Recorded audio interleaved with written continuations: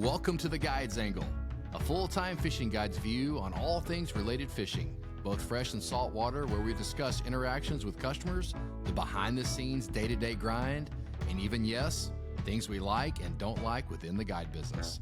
I'm your host, Michael Littlejohn, with co-host Terry, and sit back now, relax, enjoy, and let's get right into this week's episode.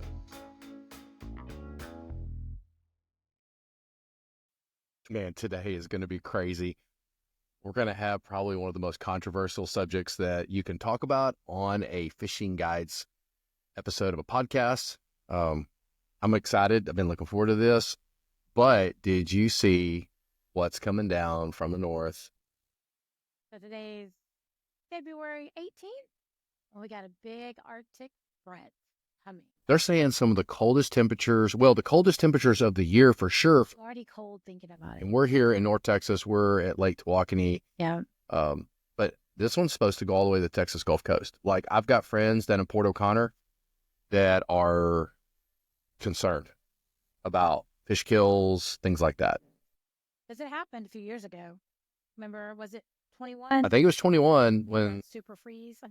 call it the mega blast. It was horrible. That's when we saw the we saw the what do we call it? I don't know. No tornado. No, it wasn't no tornado. It was like a lake snow tornado thing that was. Yeah, it was crazy. Yeah, if you go back to our Facebook and you look at February 21, actually, I think one of the news stations grabbed it. No, the Weather Channel picked it up. The Weather Channel picked it up. It was these, evidently, because the water's warm and the air is cold, it creates these vortexes, and they literally look like Category 1 tornadoes all over the lake. Yeah. But they're not, but they are, I don't know. That was crazy. That whole, it was a horrible event. Yeah, because we lost power. Lost a lot of people. One thing I learned through all of that is... drip. Yeah, drip, but here's the thing. I don't know. Change out your stuff to freaking PEX. Because, dude, all the copper... all the other stuff blew up, but the PEX made it through. So I'm a huge believer in PEX plumbing. And then not only did we, like everybody else, we lost electricity, then the water pipes froze at the plant. At the water treatment plant. Yeah, at the plant. Because Jason was messaging me going, dude, you have no idea what's going on over there. Like, hey, we have no water. And he said they had a torch out. And they were like torching the main line, trying to break it free so that people could have water. It was just, it was a 100-year freeze. It was horrible. Thank goodness my parents, they had electricity the whole time. They were fine. And water.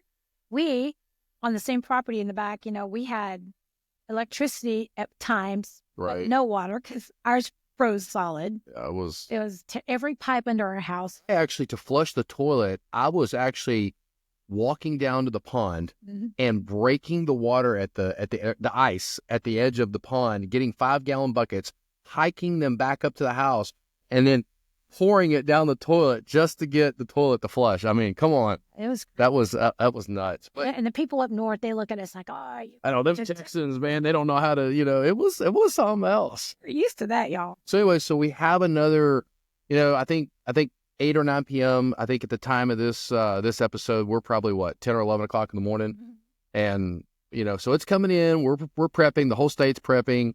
I know that Texas Parks and Wildlife in 21, I think right after that is when they did the evaluation on the trout.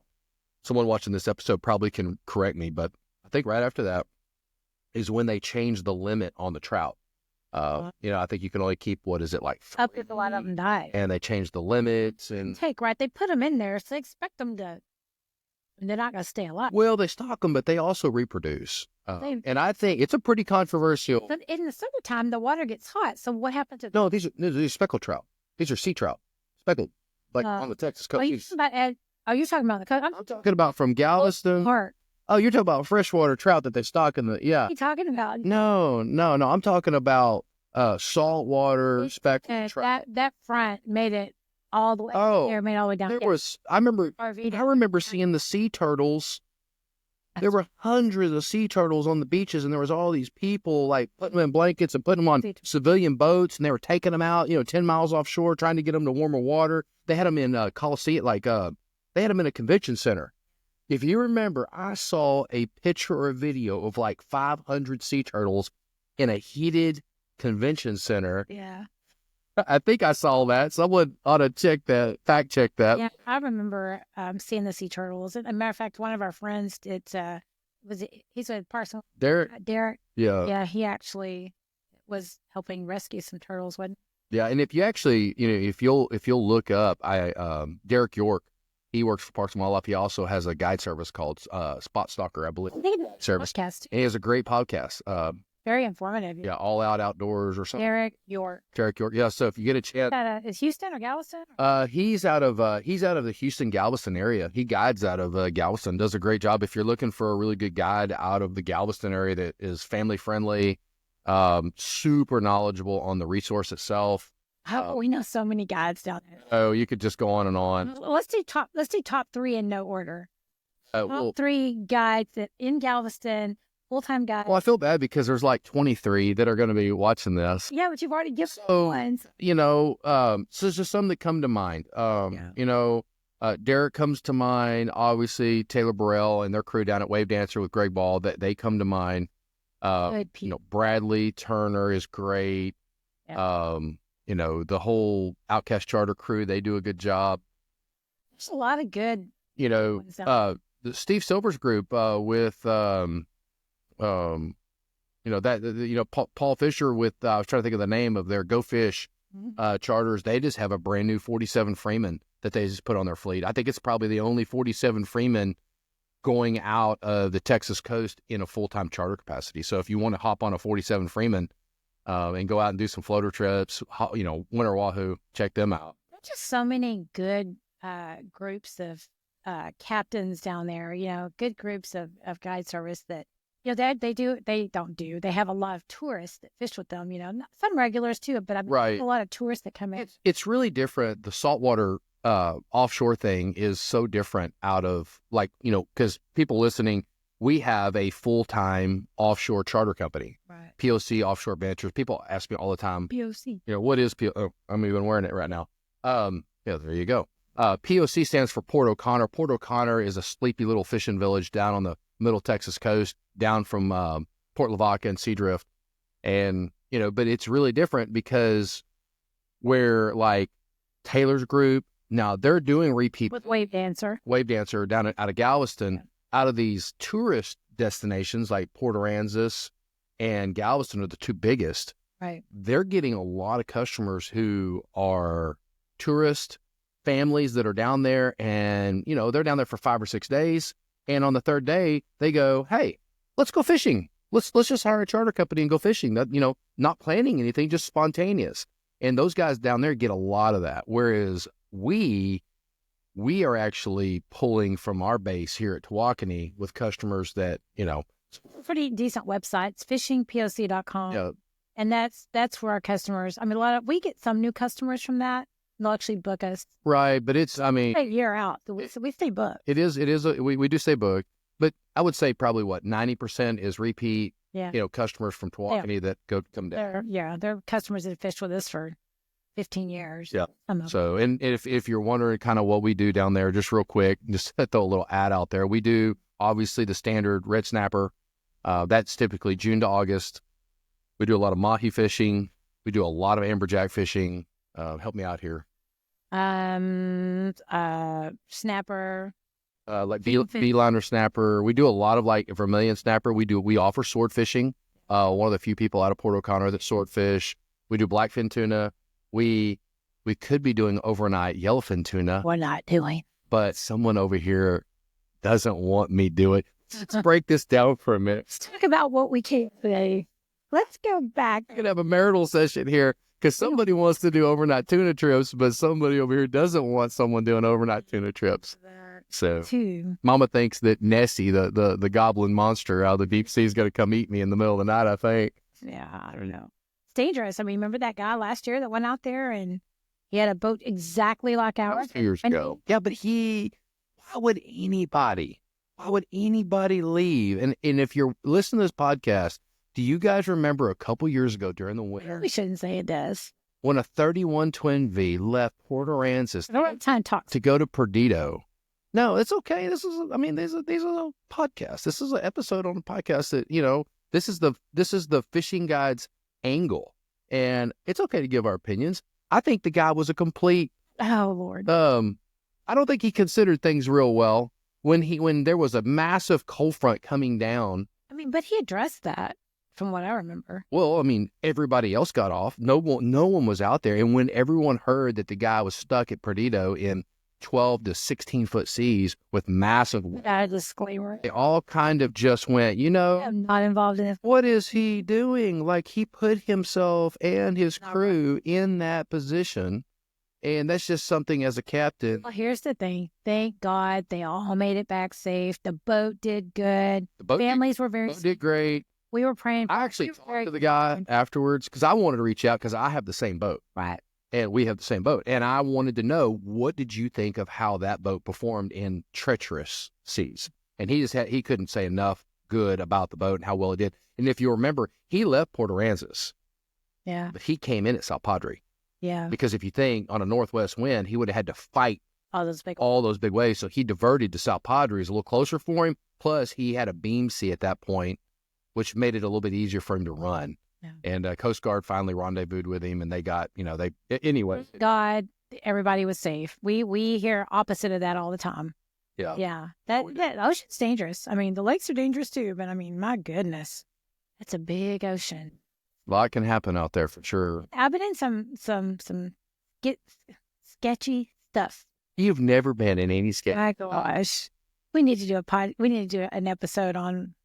Anyway, you just want to make sure that you don't come into the Port O'Connor jetties down the gut. Don't go down the gut. Don't down the gut on an outgoing tide, even if the seas are completely calm, because you could be greeted with 10-foot rollers right out of nowhere. You were going to get sucked under. It was terrible, but we made it anyway. Yeah. Well, let's move on. Enough saltwater talk. Let's talk about, what we're talking about today can apply to both, actually.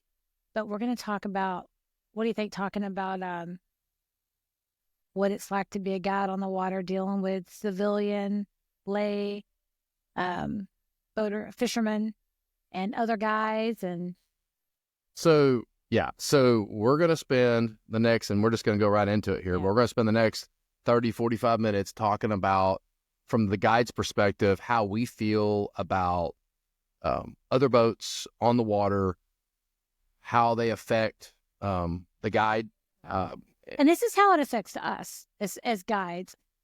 I'm sure it affects other fishermen the same way, but as guides, this is our view of how it affects us. There's going to be a lot of people behind the keyboards trying to say some nasty stuff about it, like, you guys don't own the lake and I'll fish where I want. But FYI, this is our point of view. Say what you want to say. This is how it affects us. And I'm going to let him do the talking on this because he's very well versed in all. Well, what's funny is we actually kind of halfway recorded this episode already. And, it's easy to get, and we didn't publish it because, it just, you thought I got a little more passionate about it than I should have. So I'm going to try to make it as relaxed as possible. Mm-hmm. So if you're listening, we're really going to try to break down, because there's going to be a lot of different classes of people listening. What I mean by this is you've got guides listening. You got guides listening that are going to disagree with what I'm going to say. You've got civilian fishermen, and let's just go by definition.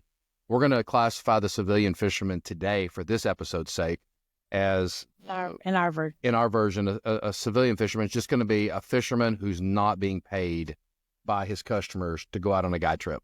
Typically, this is your, two buddies fishing together. A lot of times I'm a civilian fisherman. Mm-hmm. If I go out with one of my guys that works with us, or if I go out with my dad, then or I go out with you, which we do quite a bit. Well, used to, we don't do it as much. Yeah. But then in that case, I would be classified as a civilian fisherman. So, so for that sake, and I'll use that term quite a bit. But we're going to talk about, guides on the water, and civilian fishermen. So yeah, let's just get into it. One of the things that, how do you, there's so many ways to start this, but I think really I was on the boat with, one of my really good buddies who's a professional bass fisherman. Mm-hmm. And he was talking about a body of water that, it wasn't Lake Tawakoni, it was a large body of water.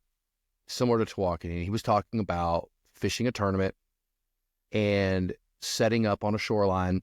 It was a nice breeze behind him, and he was setting up on a shoreline to fish about a quarter mile, maybe a half mile stretch of shoreline.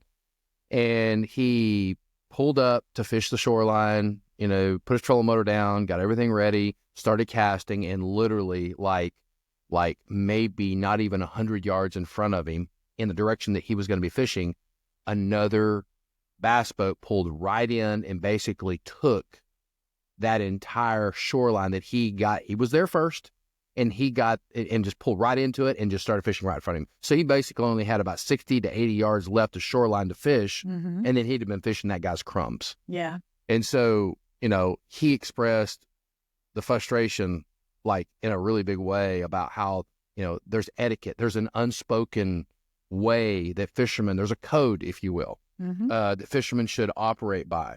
And, it's not a written code. You can't go to the Texas Parks and Wildlife and look it up, but there is and should be a kind of an unwritten ethic, if you will, a moral ethic, a code of, hey, we're all out here trying to have fun. Some of us are out here trying to make a living. So let's work together so that we all can catch fish, and we can all do it in a way that where we don't step on each other's toes, and that can include fishing around each other. It just, in certain scenarios, it's how do you fish around each other? At what point should you fish close to one another, and what point should you not? Summer versus winter fishing has a big impact on how close you get and things like that. So, there's a lot that goes into this. So in that scenario, that guy, the guy that I'm talking about, he got really frustrated about what happened. And that's just, it left a really bad taste in his mouth. He says it happens to him quite a bit. So, who's right? Bass fishermen too, like tournament fishermen. Yeah. You see it on all the... Who's right and who's wrong in this case? And you see those bass guys for, I don't know what you call them, but the guys in the tournaments. And I've seen some videos of some of the bigger names getting real hot, especially like when... Mike Akinelli. Yeah. He's one that just stands out in my mind. Guys that are, I think we all have a filter. The filter is that little piece in your brain that thinks a thought, but then sometimes it gets caught up before it comes out of your mouth. Yeah. And some guys have a thicker filter than others, because I think we all think our thoughts. It's just how they come out, yeah. In some cases. But let's go. I'm referring to like just videos I've seen, little shorts and reels and things about, some like... So what do you think about, like, being a guide and then having people, civilian fishermen come in on you and fish? Honestly, it depends on the type of fishing. It doesn't always bother me as long as it's not messing up my fishing for my customers. Just depends. Like, I've seen where, I know we had this guy, he was young. He was actually out training. And this was a few years ago, and he was out training. And I've seen it from lots of different perspectives, you a lot more than I. But the guide was out trolling. So he was, we taught him how to troll, and he was out practicing. And another guide, came up and spot locked right in the middle of the troll, right where the fish were. How many other boats were out there? Oh, just that's it. Just so this particular guide was out by himself practicing, right? And literally nobody else around in a lake that's 40,000 acres. And then all of a sudden, another guide boat comes in and gets right on the exact same spot he's trolling. Yeah. And then what happens? And he's like, he trolled past him, I think once or twice. And then the guide. So that was another fishing guide. Yeah. He said something to him. And, with it being a new job, he just kind of just packed up. And so who said something to him? The guide that came in? That came in and spot locked right in the middle of his troll. Okay, when you say spot locked, you're referring to... His troll motor. Okay, he anchored, okay. With his troll motor right in the middle of where he was trolling. So he trolled past him a couple of times, and he picked up and moved, and he's like, hey, this guy did this, and, I just left because I didn't really know how to handle that, and which we kind of know what we're doing now, how to handle that now, but he told me who it was, and I was like... Well, he described the person and the person in the boat. And I was like, I know who that is. So I get in my car and come up to the marina, and there he was, just, happy as could be. And I walked up to him and greeted him. And I'm like, hey, you did this to so-and-so. Why did you do that? And so, he So how did that go then? said, well, I was just kind of wanting to teach him a lesson or just kind of I did it. He did it on purpose, but he did it just to kind of test him. He was just testing him. Is that what he said? I'm testing. Yeah, I'm just testing. I was gonna burn. just testing. That'd burn me. Oh, yeah. Testing for what? What are you testing? He did. Like, why would you do that? He was just, I know, right? Well, and what was funny was there was another guy in the boat too that we know real well. Yeah. And that guy was so embarrassed. He said that he pulled his hat down over his face and just sat there like this and couldn't believe that this other guy was actually doing this. Yeah. And then, because it's funny, because this is actually a story that we laugh about now. Yeah. But About it in a minute. it's really funny because Mama over here went over and hammered the other guy and basically just was like, why would you do this? Like, why would you you're admitting to purposely go and mess up his fishing. Well, I was just testing him, A law. Well, you're supposed to be 50 foot from. We know about when you're messing up another boat's fishing. Like you purposely mess up another guy's fishing. Yeah. There's actually a harassment. It's called fisherman harassment, and it's actually in the penal code. It's actually, you can look it up. And if you're intentionally interfering with another guide's, or another fisherman, a civilian or guide not, if you're intentionally trying to keep another fisherman from catching fish, that's actually it's a crime. You can't. Yes, and I saw a video last night. It's new out there on Reels and TikTok. It's new out there on YouTube. Whatever. There's a guy, two college guys in a bass fishing. They're pre-fishing for a tournament, and they literally were fishing in a marina area, and these other two guys that didn't even work for the marina got in their John boat. And you guys may have seen this. If you haven't seen it, you got to Google it somehow. And I'll put a link in the comments where the video is crazy. They're in their John boat, and the two guys are telling them, leave, leave, leave. Well, the guys are like, we're not touching anything. We're not on, this is the water's, it's public. It's public land, public water. Right. So anyway, long story short, the guy in the John boat gasses it, runs into his bass boat on the side. What? He's like, get out of here, get out of here. And then he rams into this motor 3 or 4 times. This just happened. And the guy got 3, I want to say it was like 2 or 3 felony charges with assault with a deadly weapon. Oh my God. Yeah. Well, Anyway, I may have not said some of that wrong, but from what I remember, that's kind of what happened. So here, right. Crazy on the water. You have to be careful. When you're on the water every day, like we are, you see it all. Yeah. I mean, I see it all. I see, you see the boats out there that obviously, these guys only get to fish once, maybe twice every 2 or 3 months, and they're not on the lake. They have no idea where the fish are, they just don't. And so, when they get to the lake, they're looking for the group of boats. You know what I mean? Yeah. They're looking for the guide boats. And, I don't have to find the fish today. I just need to find the guides. Yeah. If I can find the guides, then it's going to help me find the fish. We've actually had civilian fishermen sitting at the end of our cove as our boats go out. We run 5 boats a day. As our boats leave, sit out there and wait for us to leave and then follow. Well, yeah, that happens. And unfortunately, it happens more than you think it would. And so, it's like one of those deals where how do you really want to take that?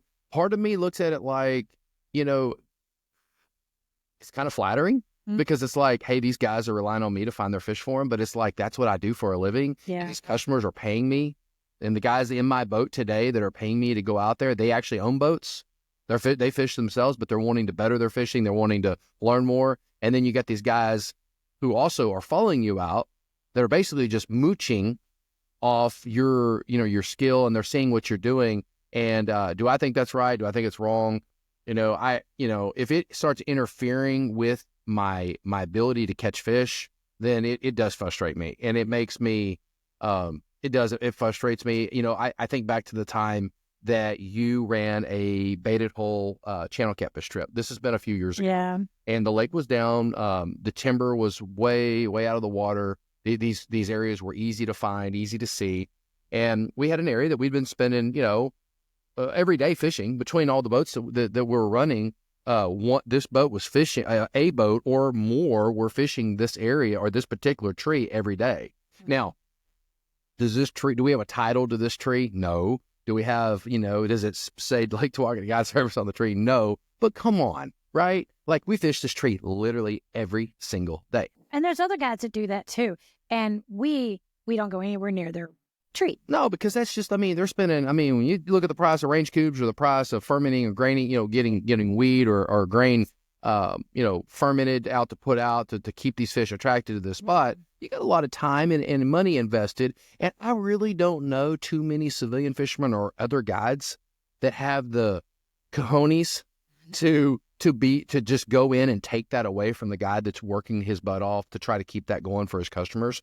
But those guys that fished my boat that day, I had been on that tree like 3 days, and this was like day 3, and I fished with them on day 3, and I even because I knew they had a boat, I knew they were going to be fishing on the lake for catfish, and I actually told them, showed them while we fished how they could go bait their own hole. Right. And so I remember talking to those guys, and I'm like, I'll be back here in the morning. I've got a trip tomorrow and whatever. Yeah.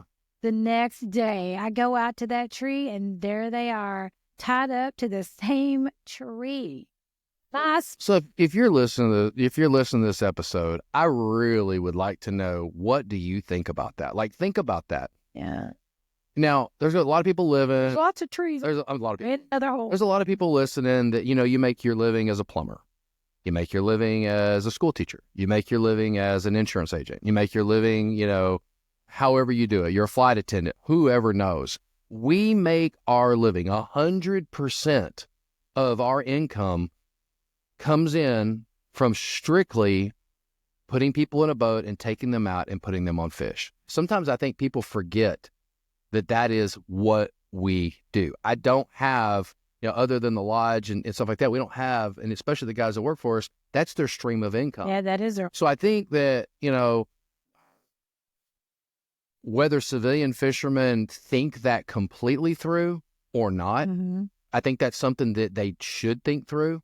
That not only, because most people, when they go out fish, this is a break from their regularly scheduled programming. You know what I mean? This is an opportunity for them. Good way to put it. This is this is a break from them for them to go and just have fun and enjoy themselves, which I get it. We all need it. We do it as well. But you also have to remember there is another group of people out there that they're not on break.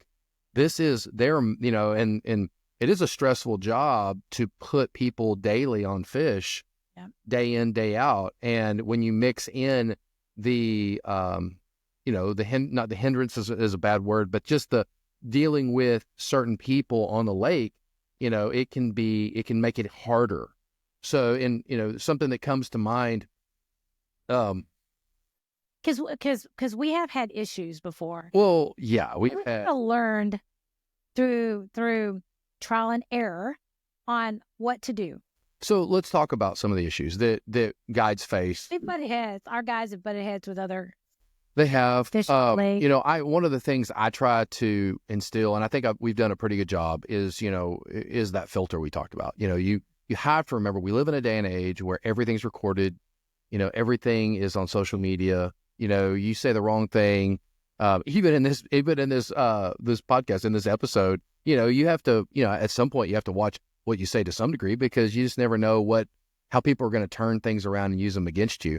But with that said, there's times that either other guides or civilian fishermen can really ruin a situation for you, while you're fishing. Yeah. Something that comes to mind is later in the year and this is something I want, if you're a civilian fisherman, I really want you to listen to this, because it's something I want you to think about.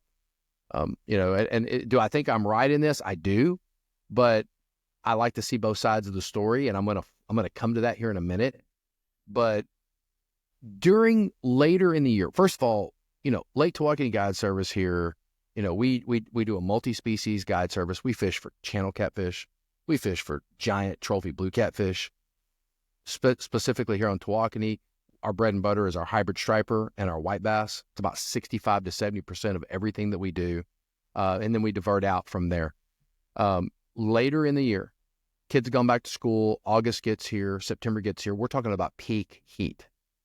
The water is as hot as it's going to be for the year. The saturated oxygen is as low as it's going to be. And the fish are stacked up in certain areas in shallower water. And they are preferring a horizontal presentation. They don't want live bait anymore. Mm-hmm. They want artificials, but they want it in a trolling presentation. What I mean is they want the smaller lure. They want it parallel to the bottom, near the bottom, and they want it moving. Okay? There's two ways that you can present an artificial bait like this. You can troll a bait using some type of planing device to get it down near the bottom, and then present the bait horizontal to the bottom, which is what they prefer. Mm-hmm. So you know what I'm trying to say. You can't go out there and just vertically, slab or vertically. They don't want that this time of year. They want a horizontal presentation. So there's two ways, right? So there's you can troll, so you can pull baits near the bottom, or you can use your spot lock on your trolling motor, and you can get a good distance away from the fish, because the fish are spooky this time of year, and you can make long casts over the fish, and then you can work your baits in a skillful manner across the fish near the bottom. Okay? Those are your two options in August and September. Okay? Well, with that said, there's two totally different presentations and approaches on how you do this. Trolling involves running a big motor, and it involves moving back and forth over a certain area multiple times, 60, 70, 80 times if you got 3 or 4 people in the boat to be able to catch these fish. And you can't divert 30 or 40 feet off the fish. The fish are in one spot, and they're not moving, and you're just trolling right over the top of them. Well, if you're doing that, and you're out there by yourself, and you're on a specific group of fish, and you're doing that, and then all of a sudden another boat, whether it's a guide boat or a civilian boat, comes in, and they stop right on top of the fish that you've been fishing for an hour, mm-hmm. and then they basically spot lock, or they get real close to them, or maybe they stop 40 feet off of them, but they're casting right into the fish that you're trolling into. Houston, we got a problem. Like, what is supposed to happen here? Where's the give and take? Yep. So the guy trolling now turns around, and he starts to come back on his line, and then as he turns around, the little center console with 2 or 3 guys in it are sitting right on top of the fish, or they're sitting right off. And these guys may pull up. Some know, but they may pull up and just go, "Oh, he's leaving." Yeah, or they're not really even paying attention to you because you're doing such a lot. It takes a lot of area to turn around and pull those baits, so they could pull up and just go, "Oh, look, there's fish." There's fish, right? Yeah, and so there's a little bit of a responsibility on the civilian fisherman or on the other guy that's coming in to kind of assess, okay, what is this other boat doing? I've been coming in from over a mile away. This boat has not left here. He's obviously here for a reason. He's got people standing up in his boat. Oh, it's a fishing guide, and most likely it's a guide that they recognize. They probably have seen him 65,000 other times out here, or whatever the situation is. Guide boats are pretty easy to recognize. Yeah. And they have a decision to make. Do I want to come in and fish right next to where this boat is trolling? Or there's 7 or 8 other spots that I could go look at where they're not trolling, where I could probably have the fish to myself. And 7 out of 10 times, they do what? Well, they like to come in and they like to spot lock right about where we're fishing, where we're trolling. And then guess what? You have, Houston, we got a problem. Because I can promise you this, if you're another guide or if you're a civilian and you're trolling, you will never catch us coming over there and doing that to you, ever. Well, it's happened once or twice, but it got corrected early. Yeah, we don't 5-6 years ago. Yeah. Yeah, the guys are highly instructed to, now, if you've got another boat on a piece of structure that's well known, and our boat is going to do the exact same style of fishing, then there's plenty of room. There's room for 2 or 3 boats to do that. Exactly. But if you've got a civilian boat or another guide boat that's on a group of fish out by themselves on a point, any of these points in this time of year have lots of fish on them. Mm-hmm. Our guys are not going to come in and start trolling right next to your area of fish. You just wouldn't do that because that's not what you do. Yeah. You just don't do that. Now, what happens when that happens? In other words, if we've been trolling on a spot for an hour, we got 100 fish that we need to catch. We got 65 of them, and then all of a sudden another boat just shows right up in your line. What do? Yeah. Because obviously you can't keep trolling, because if you keep trolling, then you're going to literally either drive right over their boat or you're going to go right over their lines. Yeah. So there's two things you can do. You could pull up to the boat and say, hey guys, hey, just letting y'all know I'm here, Wasn't sure if you noticed. Wasn't sure if you noticed, but we've been trolling here, and unfortunately I'm going right through this area, and I'm going to go right through your lines, and I don't want to do that, and I can't drive 70 feet over here because there's no fish over there. That's why I've been going here for the last hour. And so really it becomes an issue. It becomes an argument because typically the boat that comes in on them feel like, it's public water. I can fish wherever I want to fish. Sure you can. But then we go back to how this episode started. There's an unwritten code. Yeah. There's an unwritten rule, if you will. And it's to try to respect and understand where everybody's coming from and try to respect that and look past yourself, a little bit. And so what we do is, in that case, we're going to pick up our stuff, unfortunately, and we're going to have to leave and explain to our customers, because our customers are going to look at us and go, man, we're killing them here. Man, this was so awesome. And like, hey, I understand, but this guy's here now and he's not going to leave and he doesn't get it. And so we're just going to have to pick up. We're going to go find some more fish. Yeah. And we do. We go find them. It may take us another 30, 40 minutes to locate another good school, but we're going to. We've actually done that. And then the boat didn't catch fish and they find you again. And then they go over there and do it again. It's happened. It's frustrating, but some good has come out of it, because there's actually been a group of guys that this happened to us with a while back, and no names, but we actually kind of worked it out with them, and they're really good guys, and they kind of are like, yeah, we did it, but you're good, but it actually, I don't even know how to say it. Yeah, it actually worked out okay. I think too, this goes back also to that filter thing. Drama. It's there's, we're the professional in the sense that this is what we do every day. So at the end of the day, if we only have one spot that we can catch fish, then phooey on us. Mm-hmm. It does suck when you've got a good vibe going, you got your customers listening to music, everybody's having a good time, and then a boat just comes in right on top of it. What other types of fishing can you do? Let's say, we talked about catfishing. We talked about that wintertime trolling. What else? What about like when birds are working? I mean, fish are schooling. How does that affect fishermen? Well, that's a really great question. But let me just circle back to that one last point on that last trolling thing. Okay. Because this is something that I wanted to say from the very beginning. Is I think that the civilian fisherman would argue, or another guide would argue and say, well, look, we caught 100 fish yesterday on this same group, chunking and winding. Like, why are you trolling? Like, you don't need to troll to catch fish. And that person is exactly right. You don't have to troll to catch fish. If I'm going to go out personally, I'm not going to troll. I'm going to do exactly with what they're doing, and I'm going to spot lock, and I'm going to make long casts and catch them on the yo-yo, doing that kind of thing. But let me make this clear. Guides operate on a window. We get hired on a half-day trip. Some of us offer full-day trips. We have 4 hours to put together an amazing trip for these customers. And depending on the type of clientele that you have on your boat, you have to understand, if you're a civilian fisherman and you're listening to this podcast, you're listening to this episode, you have to remember that you know how to fish. You understand how things work. The guide knows how to fish.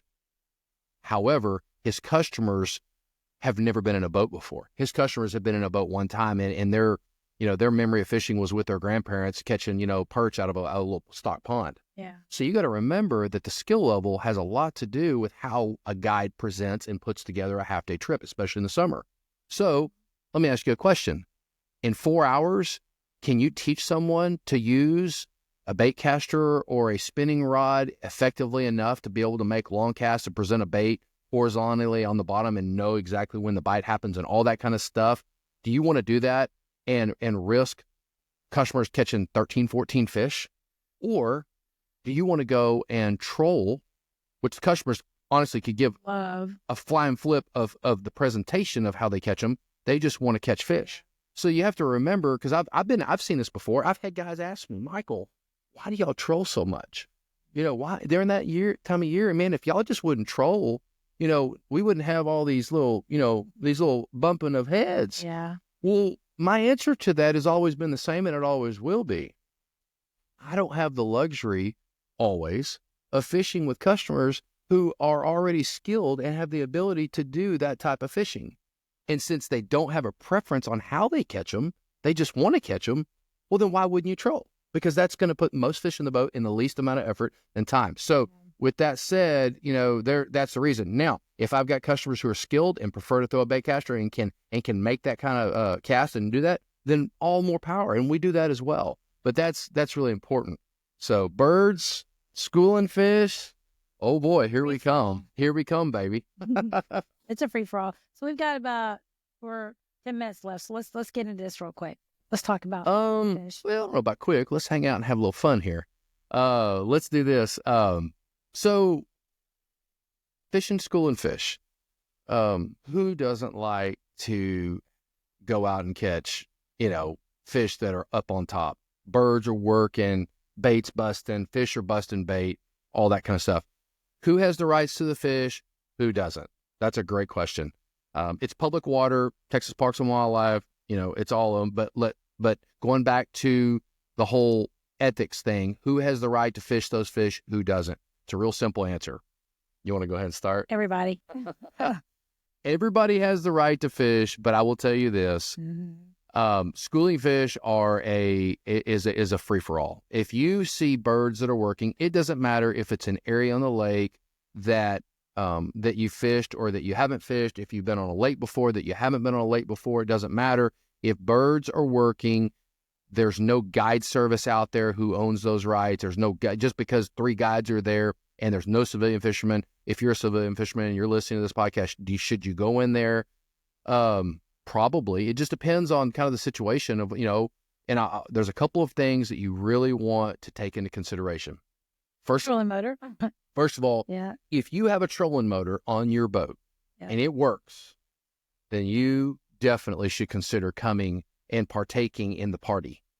Yep. If you do not have a trolling motor on your boat, I highly suggest that you go find other fish to catch. Because if they're schooling here, they're schooling in other places. You just need to go find them. Right. And if you're listening to the episode and you say, well, why not? So you're saying, Mr. Guide, you're saying that if I don't have a trolling motor on my boat, that I shouldn't fish those fish? Yes, I'm saying that. And I'm saying that because these fish are highly, highly sensitive to the outboard motor when they're schooling. I mean, I can't tell you how many times we'll be fishing and we've been on a group of fish for 20 or 30 minutes on top, and one boat comes in too close with their big motor and it shuts the entire school down.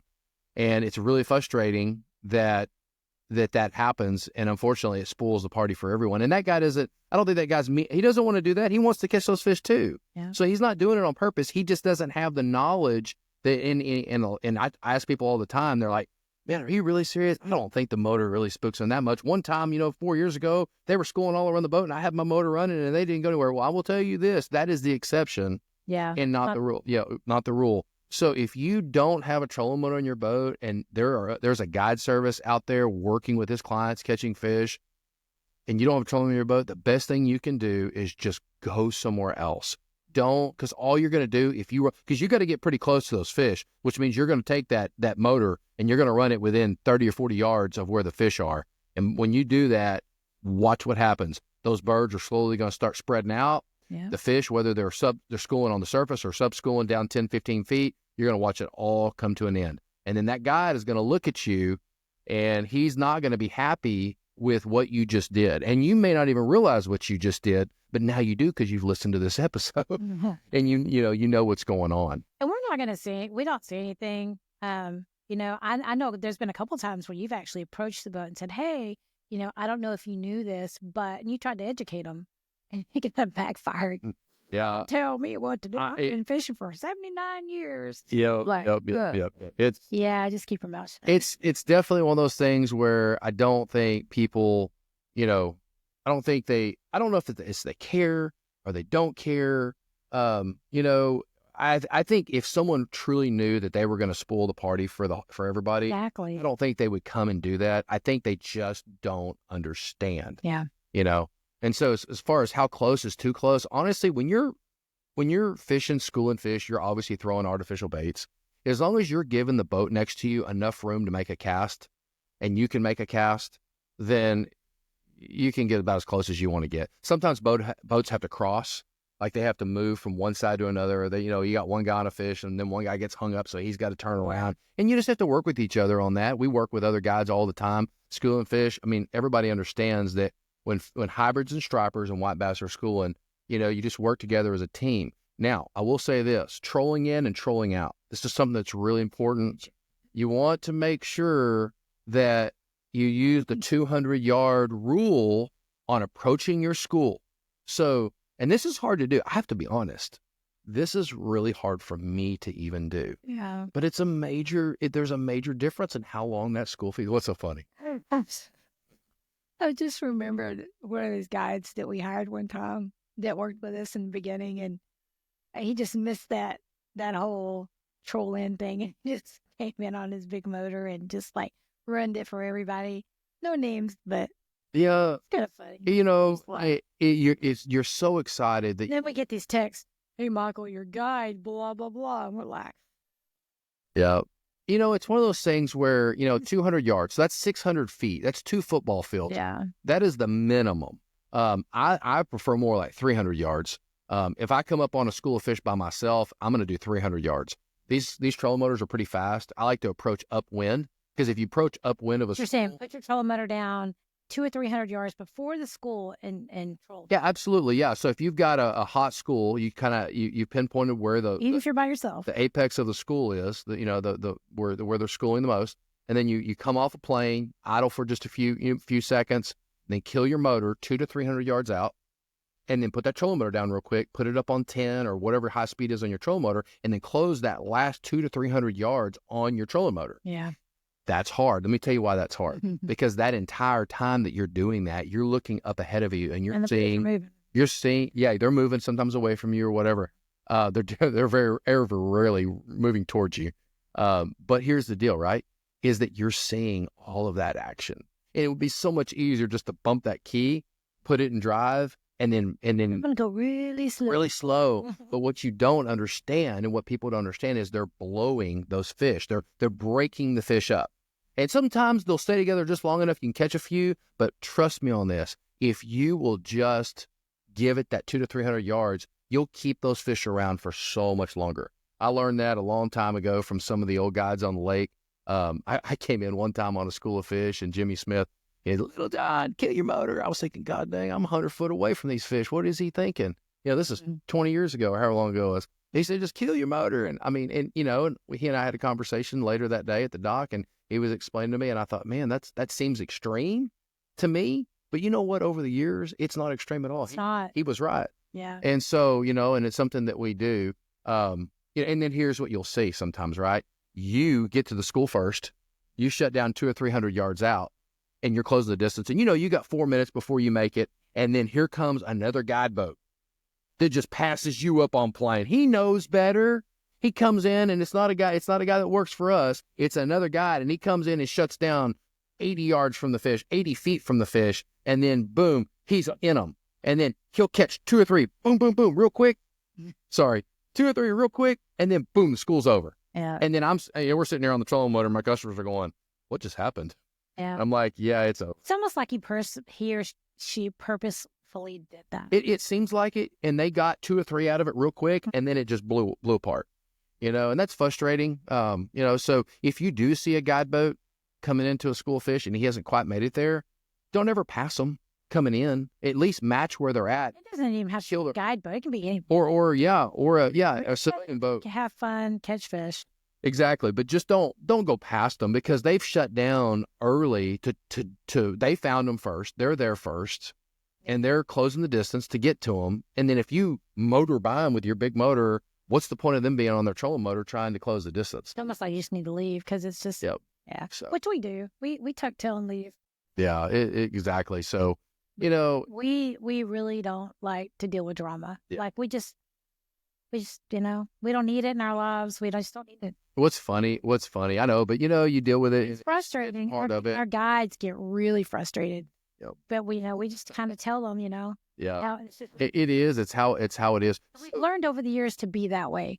You know, butting heads, you know, casting your slab. I hear that all the time. I'm going to hit you in the head with a slab. I'm like, what? But no, you read that too. You see it on shorts and all that. But like we've learned over the years that the best thing to do is just Well, the best thing to do is just move on and go find new fish. go on. You know, Yeah. it seems like it's worked the best for us over the years. You know, we've made a lot of friends that I think could have been foes. We've made a lot of, you know, good connections with people that, you know, unfortunately it started off in a negative way. Mm-hmm. You know, Mr. Whiskers, God bless him. You know, Tom Whitlock, if he's listening to this, you know, you think he's close to 90 years old, taught me, you know, him and Jim Hood taught me everything I know about channel catfishing. And the first time I ever met Tom Whitlock was him standing on top of his boat yelling at me because I got too close to him, was taking away some of his fish. And God bless him, he and I met at Fairfield State Park cleaning station. I was cleaning fish, and he came in and he put his arm around me. He goes, "Young man," he goes, "I don't know who you are, but we need to have a conversation." And ever since that conversation, he and I have been just great friends. I've been using his bait for over 20 years. Yeah. But it's, you know, things need to be said sometimes. Yeah. People need to hear stuff like what we're talking about today. If you've got questions, if you got comments, we'd love to see them in the comments below. Yeah. And I will say this because we're getting ready to jump off here in just a second, but we're not perfect. Our guides that work for us are instructed to not take stuff away from people, to not get too close to people, but sometimes they do. And if they do, we apologize, and we definitely would like to know so we can try to correct it. So, yeah. But it is what it is. Yeah, it is.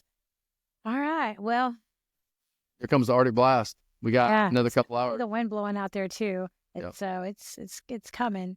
So we're gonna say goodbye for now and start getting everything ready to drip. And hey, if you're listening to this podcast, this episode, and you have had an experience with a guide or with another boat in general, we would love to see it in the comments section on this video, because I hear stuff all the time from customers when they've been on guide boats with other guides from different lakes, whether it's down the coast or whatever. And it's always interesting to me to hear all of the stories about battles that happen. A lot of them seem like they happen on Texoma. Yeah. And a lot of them happen down on the Texas coast. But I've seen, I don't know, because, you know, Reels and TikTok and YouTube, they all pick up what you've watched. And so I don't know if it's just algorithms, you know, picking up viewed.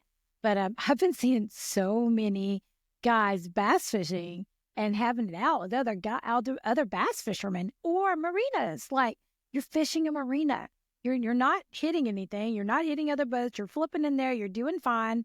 And then the owner of the marina or someone that works for the marina gets out and starts cussing you out, and you can't fish here. Set the record straight. What is the rule? If you're in a marina and you're fishing and you don't have a slip, but you're not getting out of your boat and it's public water, you can fish it. Yeah, you can fish it. And, you know, I think a lot of people don't realize, and a lot of people, I'm talking about people that don't fish a lot. I think they don't realize that the angler has a lot of rights on the water, and the marinas don't own, you know, they just don't own the water. Yep. And we have rights. But let's just be honest with everybody as we go through this episode and as we close down. While we do have rights, and while no one owns the exclusive rights to any spot on the lake, let's all have some ethics and some truth about us when it comes to people fishing and having certain areas. You know, should I come in on a guy that's all by himself and he's whacking the fish? Should I come in right on top of him and potentially, you know, mess that up? Or should I come in anyway? I only get to fish once a month or once a year or whatever, and I'm coming in regardless because I want some of that, you know? So you got to, you know, there's a lot to think about We see it every day. Yeah. We have the way we feel about it. So Yeah. it is what it is. All right. Well, guess we'll call it quits now. We definitely need to piggyback on this episode and have a civilian fisherman, someone who fishes on the lake a lot around other guides and other fishermen, and then have them come in, because we really would need that perspective as well. And I know you guys that are listening to this podcast, you might be going, well, this is all about the guides. Well, this is the fishing guide's angle. So yes, it is about the guides. We are talking about that, and it's his perspective, my perspective. He did most of talking, but it's our perspective on how it affects us. So I don't think that's all it is. People don't get a platform to be able to share what they really feel. Yeah. And one thing if this episode's over and I didn't get to say this, then I would be really upset. If I am fishing as a civilian fisherman and I see a group of guides that are whacking and stacking, the last thing I'm going to do is go over there and try to partake of that, because I feel like if they're over there killing the fish, then they need to keep doing what they're doing and make their living over there and keep that to themselves. What would happen if I drove over there and somehow messed it up for them? Yeah. That's how I see it. So what I would do is make the note with my field glasses, hey, they're kicking butt over there. Those fish are there. It's 10:30 in the morning. Those fish may be there again. I may go over there, or whatever the situation. I'll put that in my memory bank. But you know what? I'm going to go over here, and I'm going to go find some other fish, or I'm going to do something else, because I'm not going to mess that up. So should everybody take that approach? I don't know. I'm not everybody. It's what I would do. Yep. So, all right, let's jump off and all right. Go figure out. Thanks for listening. We appreciate you.